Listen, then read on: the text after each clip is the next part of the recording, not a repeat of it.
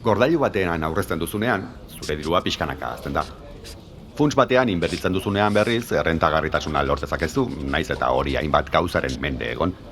Eta badago aldi berean aurreztu eta inbertitzea, orain bai. Hautatu dena, funts baten aukerak eta gordailu baten ordainsaria. 50-50, funtsa gehi gordailua. Aukeratu dena, informazio gehiago laboralkutxa.comen.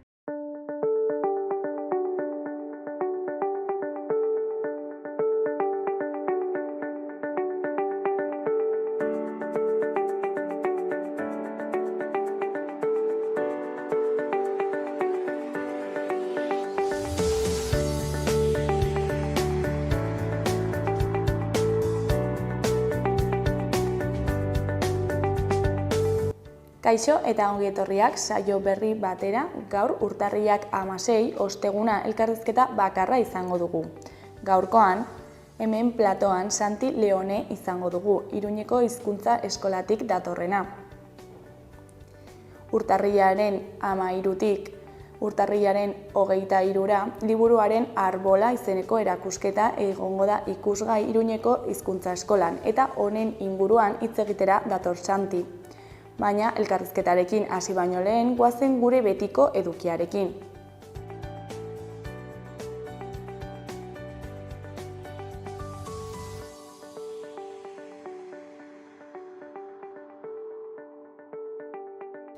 Goazen orain gaurko efemerideekin. Gaurko egun batean, 1945ko urtarrilaren 16an, Jesus Carrera Olaskoaga komunista Hondarribiarra fusilatu zuten. 1943an atxilotu zuten frankistek, Espainiako alderdi komunistako barnealdeko idazkari nagusi zela.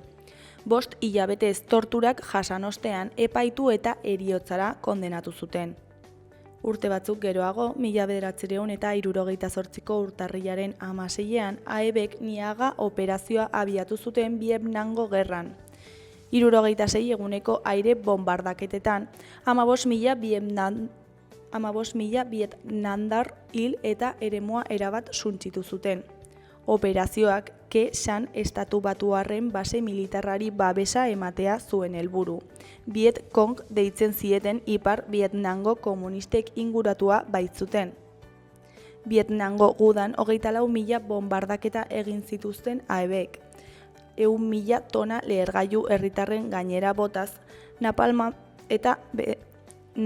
eta debekatutako produktu kimikoak barne, ondorio sozial eta ekologiko larriak eraginez herrialdean. Egun berean, baina 1973an energia enpresak Debako kostaldean zentral nuklear bat eraikitzeko plana aurkeztu zuen, eta estazio meteorologikoaren eraikuntza zentral horrekin lotu zuten. Euskal kostaldean nuklearraren aurka mugimendu herrikoi zabala eratu zuten urte haietan, eta Arantzadi Zientzia Elkarteak egindako txostenaren eta herritarren presioaren ondorioz Debako udalak jarrera antinuklearra hartu zuen. Eta bukatzeko 1980ko urtarrilaren 16an, Carlos Saldize Korta hil zuen Lezon Grupos Armados Españoles talde parapolizialeko pistorari batek. Saldizek herriko mugimendu sozial ugaritan hartzen zuen parte. Azken urteetan, talde parapolizialek Euskal Herriko militante ezkertiarren aurkako kanpaina hasi zuten, eta Carlosek mehatxuak zituen. Bi tiro jo zizkioten bere etxeko atarian. Gaurko lerroburuak ikusiko ditugu orain.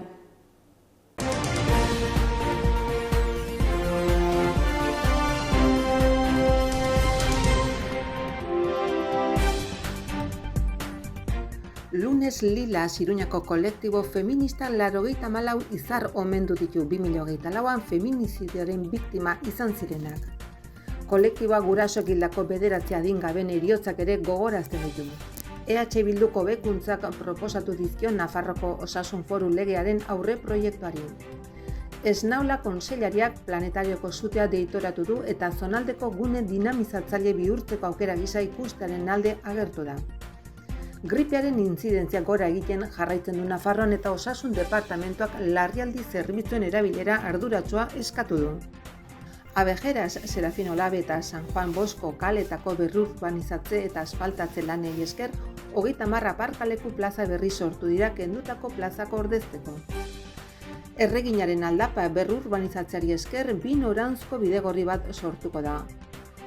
Juan 23. plazarekin eta Gipuzko etorbidearekin bat egiten duena. Kalea ez da etxea lelopean, negu betean inork ez dezala kalean lorik egin aldarrikatu dute.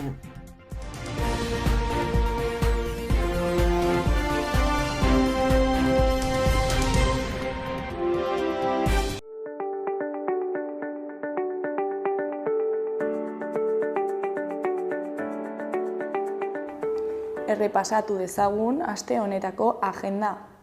Ostegunean ikuskizuna egongo da Zaldiko Maldikon.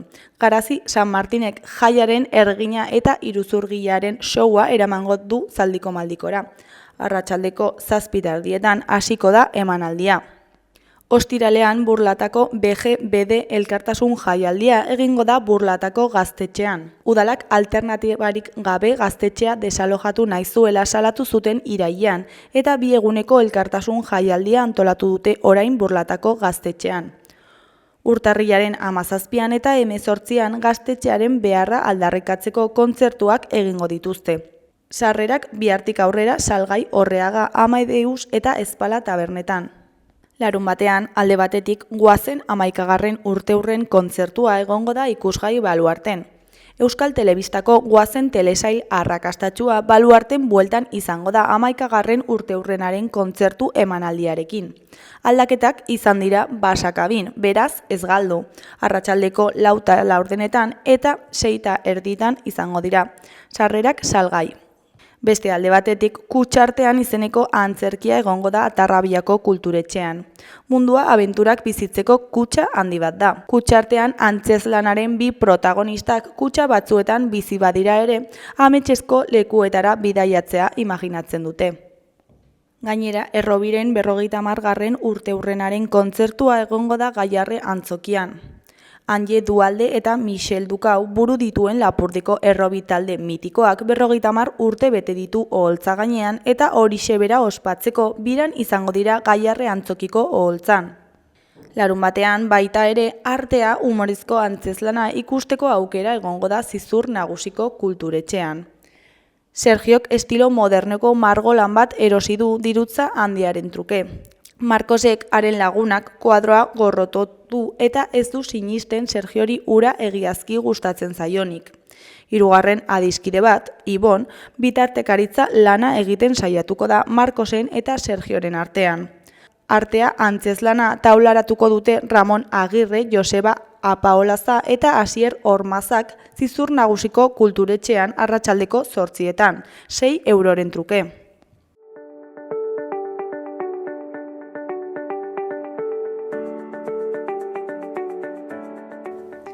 Ikus dezagun gaurko egunkarien azalek zer dioten. Diario de Noticiasen titular nagusian, Comptosek gabeziak ikusten ditu errenta bermatuaren kontrolean eta kudeaketan.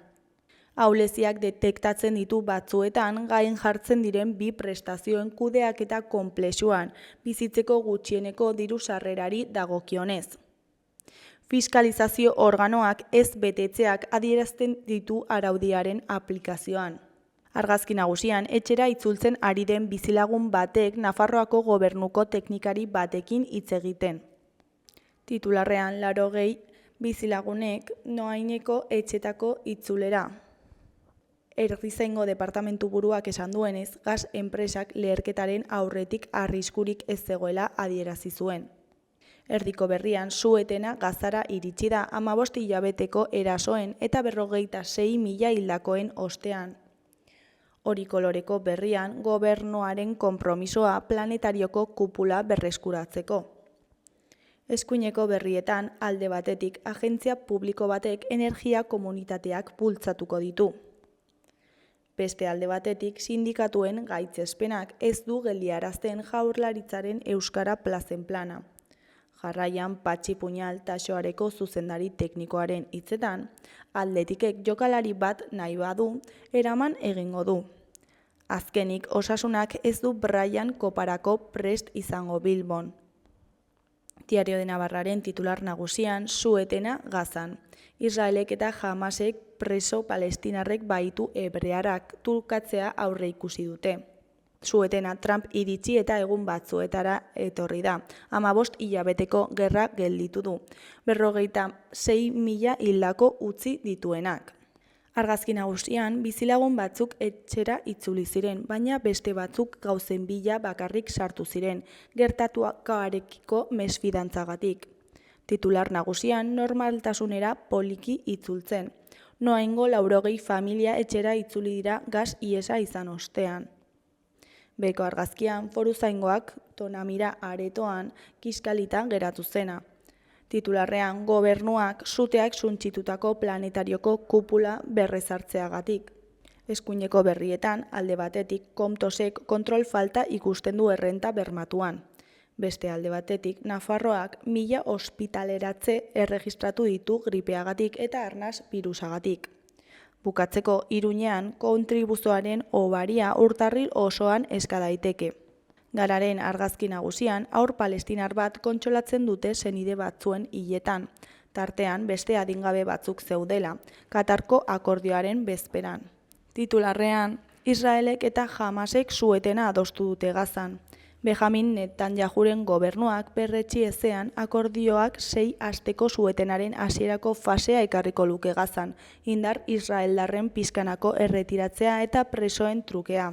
Erdiko berrian sehaskako Erik Etxarteri egindako elkarrizketa esandakoa dugu. Lehendakaritza bateratua gobernantza garatzeko beste modu bat da. Beheko berrietan, ezkerrekoan gure zirkuko kideek abiatu dute txotx denboraldia. Eskuinekoan torturatuek hitzordua jarri dute kursalen. Berriaren argazki nagusian Gazako herritar batzuk su-etenerako akordioa ospatzen atzo iluntzean Deir al-Bala hirian. Titularrean, su-etena adostu dute Hamasek eta Israelek Gazan 15 hilabeteren ondoren. Israelgo gobernuko kideek bozketa bat egitekoa dute gaur ituna onartu edo ez erabakitzeko. Onespena jasoz gero ingandean da indarrean sartzekoa. Katarrek jakinarazi duenez, meniak 3 fase izango ditu eta lehenengoan hasiko dira gatibuak trukatzen. Beheko argazkian Euskal Herriko torturatuen talde sustatzaileko kideak. Titularrean torturaren biktimak elkartzeko deia egin dute. Honen ezkerreko berrietan, goikoan, Hego Koreako poliziak bigarren ahaleginean atxilotu du Yoon Suk Yeol presidentea. Behekoan, etxaldei eustean ados dira laborarien sindikatuak. Eskuin beheko berrian, armagintza eta zentral nuklearrak sustatzearen alde egin du zeindarriak ikerketa foroak. Goiko berrian, kroketak Euskal Herriaz jabetu den plazerra. Euskal Herria irratiaren titular nagusian planetariko sutearen ondorioak irudietan. Nafarroako gobernuko teknikarien behaketaren argazkiak ditugu. Eskuineko berrietan, goikoan EH Bilduko Oian Mendoren hitzetan, lurraldearena izanen den proiektu energetikoa behar dugu. EH Bilduk Espainiako senatura eramanen du forestaliak Nafarroa zeharkatuko lukeen tentxo handiko linea garatzerezko eskaera. Enpresa handientzako onuragarria den proiektua baino ez da. Nafarroa soilik zeharkaleku gisara erabiliko dute eta ingurumenarekiko kaltea handia eragiteko. Esan du EH Bilduko Nafar parlamentari Oian Mendok. Behekoan, Nafarroako gobernuak aurrera egingo du foru administrazioan hizkuntza eskakizuna duten lanpostuak egituratzeko euskara planekin.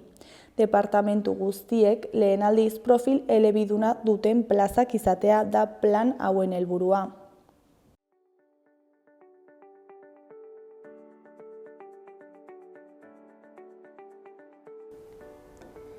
Gaurko eta biharko eguraldiaren iragarpena ikusiko dugu.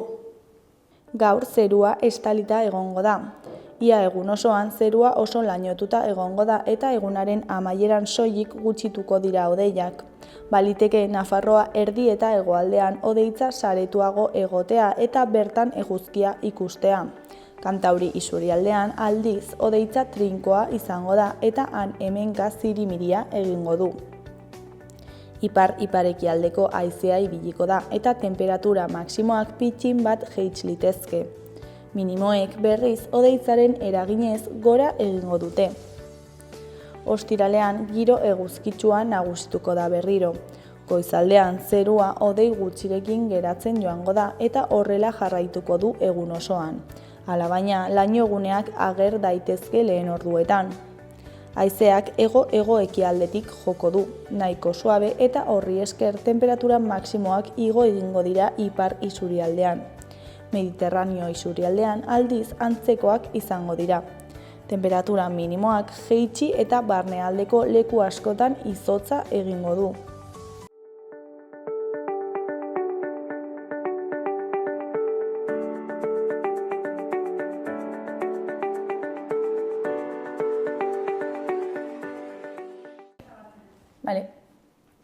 Kaixo, lehen aipatu dugun bezala, orain Xanti Leonerekin gaude. Kaixo, zer moduz? Ongi, esker mila, primeran hemen, gustora. Bueno, liburuaren arbola erakusketa ekarri zenuten Iruñera, urtarrilaren 13an, eta ikusgai egongo da egun horretatik, ez dakit noiz arte, baina... Bueno, 2 astez izanen da, izanen du hizkuntza eskolan, hizkuntza eskolako areto nagusian. Zuk erran duzun bezala, astelehenean ekarri zuten, urtarrilaren 13an, eta heldu den ortzegunera bitarte izanen dugu hizkuntza eskolan. Beraz, ikusteko aukera aste honetan, eta heldu den astean, astelehenetik ortzegunera, goizean eta arratsaldean. Eta, zertan datza liburuaren arbola erakusketa hau? Bueno, izenak pixkat berak dioen bezala, liburua da hemen aztergaia edo, eta liburua objektu gisa nola egiten den liburu bat, ze atal dituen, ze nolako izenak dituzten atal bakoitzak eta bar, eta gero liburu bat egiteko prozesuan parte hartzen duten guztien ere, edo guztiak ere kontuan hartzen dira, ez? Idazlea, editorea, inprimatzailea, pixka bat zein diren, liburu bat objektu hori sortzeko beharrezkoak diren aktore guztiak. Eta noiz sortu zen erakusketa hau? Bueno, erakusketa hau ez dugu guk egin, hori erran behar da, Bizkaian sortu da, Euskararen Etxea izeneko erakunde batek sortu zuen, eta atzez ere hor arduradun edo ibili da Gorka Arrese, Susako editore ohia. Eta, Bizkaiko herrietan, kultura etxeetan ibili da, erakusketa ibiltaria baita, eta hori da pixka bat hasierako asmoa hori zen. Eta orain, Bizkaitik atera nahi zuten, eta gu izan gara, lehenbiztiko tokia pixka bat edo bisitatu duena, ez? Bizkaitik kanpo bisitatu duena erakusketa honek. Eta hori izan da, hizkuntza eskolak ekarri du, Karrikiri elkartearekin elkarlanean, baina berez guk tokia eskaini dugu, espazioa eskaini dugu, eta konten gaude, baina proiektua, ideia eta hori Euskararen Etxearena izan da. Eta badakizu pixkat zergatik sortu zen edo zeintzuk dira honen helburuak? Bai, nik uste liburua eguneroko objektua dela alde batetik, egunero guztiak ditugu liburuak etxean, eta alde berean, nahiko objektu ez ezaguna da, ez?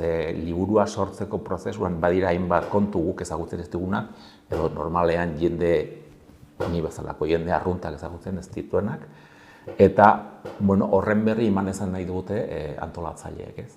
Erran dudan bezala, adibidez, tipografia nola sortu zen, zenbat letra mota dauden, nola egiten den, liburua guk horriak ikusten ditugu, baina liburua sortzeko plegu bat sortzen da, eta horra masei horri daude, eta jakin behar da nola kokatu testua, ze moldetan, goitik beiti edo goitik bera edo beitik gora edo nola, eta nola zera tolestu behar da plegu hori, eta zer egin behar den liburua sortzeko, ez? Eta, horren berri emateko, azken batean prozedura eta prozesu liluragarria da, interesgarria, horren berri emateko sortu zen azken batean erakusketa hau.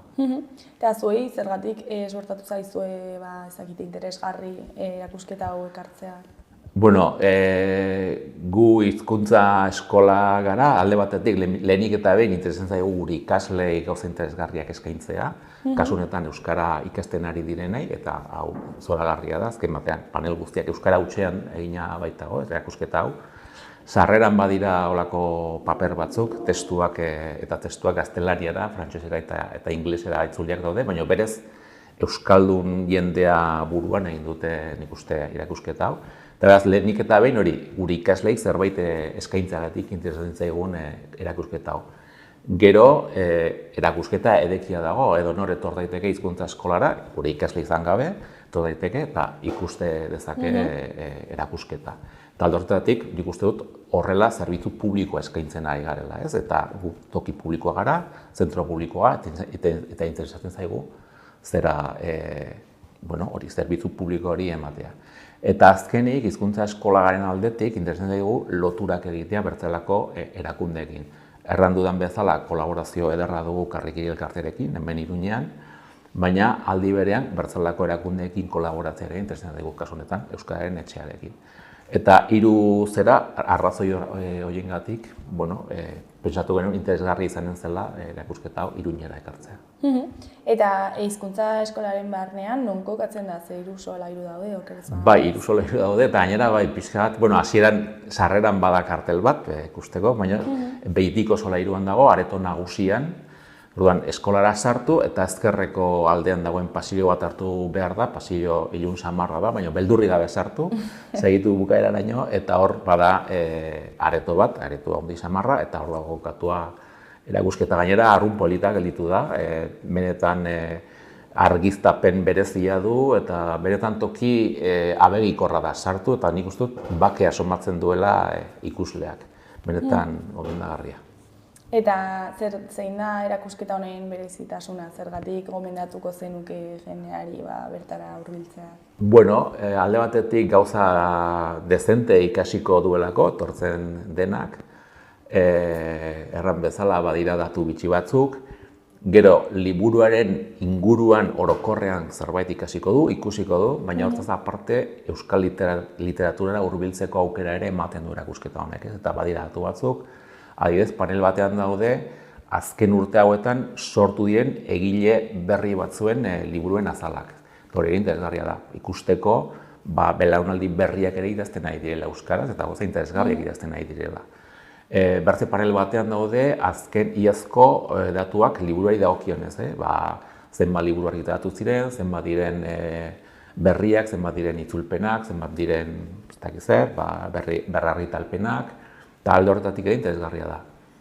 Gero erakusketa nolabait interaktiboa da momentu batean, bada aukera horri bat hartzeko, eta lehen kontatu da bezala plegua tolesteko, eta zuk zer horrek halako liburu txiki bat sortzeko, eta gero titulua ere edo azala ere imprimatzen alduzu. Beraz hori ere polita da. Eta gero datu bitxiak hasieran adibidez, eta nik enekien aipatzen da liburuaren arbola, nunbait inglesez liburua, book izena heldu da, beach izenetik, beach da pagoa. Eta nunbait pagoaren zura da jatorriz, edo etimologikoki liburua da pagoaren zura, azken batean papera zuretik ateratzen baita. Eta alemanez ere ikusten da, buche pagoa da, buch liburua da. Holako gauza politak ikasten dira erakusketa honetan. Osea, horregatik dator hortik izena, ez? Bai, hori da.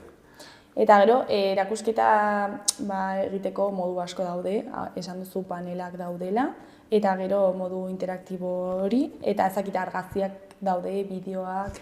Bideorik ez, baina badira bai argazki batzuk, adibidez Bilboko imprimategi batenak, badira bai bertze argazki batzuk, japonieraz nola erraten den liburua, nola erraten den arbola, eta hor daude pixkat japonierazko simboloak.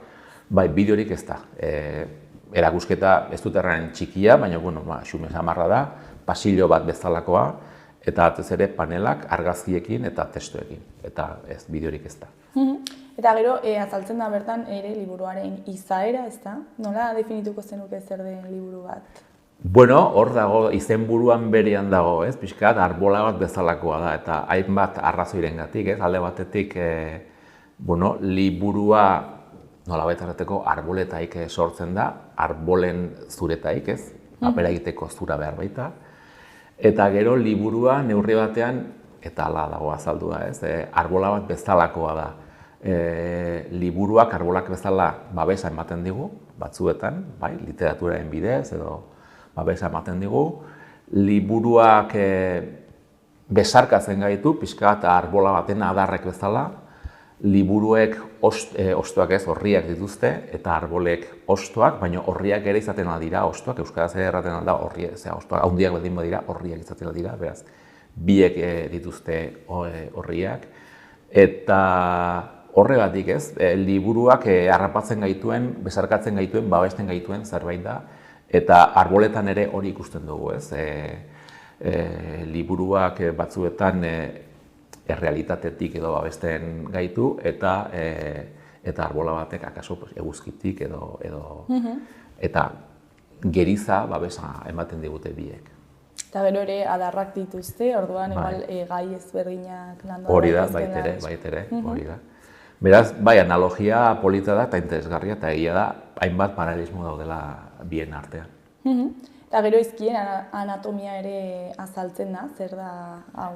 Bai, bueno, azken batean letrak edo letrak bakatu, hitzak, solasak osatzeko izkiak behar dira, letrak behar dira, eta gauza bera hainbat letra mota daude ez, eta daude gaur egun eta izan dira historian zehar. Garai batean erdiaroan eta liburuak eskuz egiten ziren, eta baziren letra mota jakin batzuk, gero inprenta etorri zen, eta hor inprenta bakoitzak edo bere letra motak zituen, eta gaur egun ordenagailuekin egiten dira, edo prestatzen dira liburuak, eta dakigun bezala hainbat letra mota daude ez. Gainera, letrak, hori, erran bezala letrek balio dute hitzak osatzeko, eta beraz esanahi bat transmititzeko, baina gero hitzak berak objektuak dira, eta estetikoki interesgarriak ez, ez da gauza bera, ez dakit Times New Roman bat erabiltzea, edo ez dakit zer letra gotiko bat erabiltzea, edo ez dakit zer erabiltzea. Eta adibidez, gaur egun oraindik egiten da, baina garai batean poesia, vanguardiako poesian kaligramak egin ziren, ez? Hitzekin, letrekin, figurak osatzen ziren, ez? Poesia zen, bazuen esanahia, baina aldi berean marrazkiak egiteko, figurak egiteko ere balio zuten. Beraz, holako gauza txikiei ere garrantzia ematen dira erakusketa honek. Eta gero testu bat egiteko ere forma ezberdinak daude, eta ze forma aurkitzen ditugu? Bueno, hainbat, margenak handiagoak izaten dira, txikiagoak izaten dira, adibidez. Berriki ikusi dut sare sozial batean, batek erratzen zuen, hemen 2 edizio ditut, ez dakit zen, liburu errusiar batenak ziren, Demagun, Ana Karenina. Eta edizio batek 1000 orrialde ditu, eta bertek 700 hemen zerbait gertatu da, nola da posible. Eta norbaitek azaldu zuen, ez, kontua da, letren arteko zuriuneak handixeagoak direla honetan, eta horregatik ditu 1000 orrialde, testu berbera da, ez. Beraz, editoreak aukeratzen aldu, letra handiagoak edo txikiagoak egitea, zuriuneak handiagoak edo txikiagoak izatea. Beraz, hori guztia, argitaletxe bakoitzak, editoria bakoitzak hautatu behar du, eta horrek gainera izaera eta personalitatea ematen dio liburu bakoitzari, ez. Horretatik oso interesgarria da. Eta adinaren aldetik, ze publiko motara bideratua dago, edo, zeinetan pentsatua dago? Nik uste dut, edonor, nera bezarotik aitzinet edonor joaten aldela. Aurrendako ere interesgarri izaten alda, ze ikusgarria da, deigarria, baina jakina zenbat eta handiagoa izan, nik uste dut, 16 urtetik aitzinet, edonork zuko ateratzen aldiola erakusketa honi. Eta batez ere, erran dut, euskaraz dago, beraz batez ere euskaldunendako pentsatua dago, baina hasieran badira itzulpenak, eta beraz euskaraz tutik ere ez dakienak ere ikusten aldu erakusketa, ze azalpenak gaztelaniaz, frantsesez eta ingelesez ere aurkituko baititu.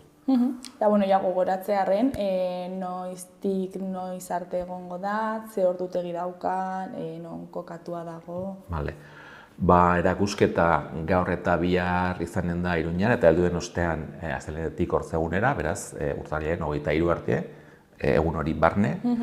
Bizitatzen hizkuntza eskolako areto nagusian dago, Iruñeko Alde Zaharrean, eta bizitatzen da goizeko ordutegian, goizeko 9:00-tik 2 ordu ekartio, eta gero arratsaldean 9:00-tik 8 ekartio. Eta ez dago sarrerarik ordaindu beharrik, doan da, joan, sartu eta ikusi, batzai gabe, eta gozatu. Eta Santilla bukatzeko, zer da erakusketa honetaz espero duzuena? Nik espero dut, hori jendea eskolara etortzea, erakusketa ikustea, erakusketatik hainbat gauza ikastea, eta batez ere gozatzea eta ikustea ze gauza politak egiten ditugun euskaraz, ez? Eta ze gauza politak egiten ari diren euskaraz. Zerran dute, hor alde batetik egile berrien liburuak ikusteko parada dugu, baina batez ere hemen da euskaratik sortutako zerbait eta benetan gauza ederra da. Hemendik gonbidapena luzatzen dugu, ea jendea animatzen den erakusketara hurbiltzera eta zuri eskerrak eman gurekin hitz egiteko tartetxo bat ateratzeagatik eta hain ondo azaltzeagatik. Esker mila zuei. Ondo segi, agor. Agor.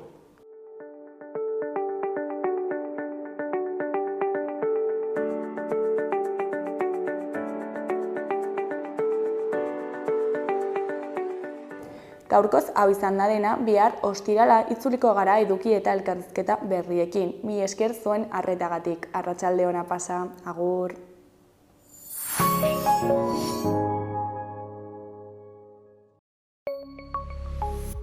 Gobierno de Navarra. Nafarroako gobernua.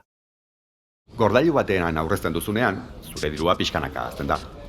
Funts batean inbertitzen duzunean berriz, errentagarritasuna lor dezakezu, naiz eta hori hainbat gauzaren mende egon. Eta badago aldi berean aurreztu eta inbertitzea, orain bai. Hautatu dena, funts baten aukerak eta gordailu baten ordainsaria. 50-50, funtsa gehi gordailua. Aukeratu dena, informazio gehiago laboralkutxa.comen.